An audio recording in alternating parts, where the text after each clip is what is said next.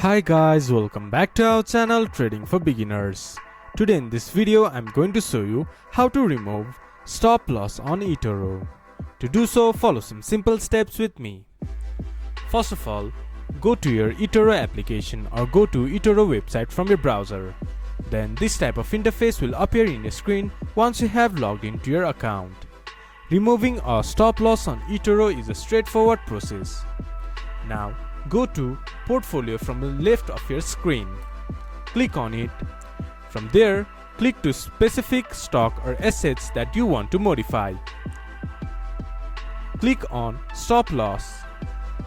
This will bring stop loss setting. Look for the option labeled Stop Loss or SL. It might display you current stop loss value.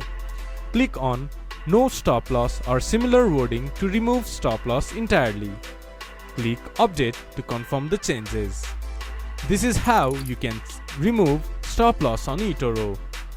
This much for today's video. If you guys find our video helpful, please leave a like and comment. And do not forget to subscribe our channel and hit the bell icon.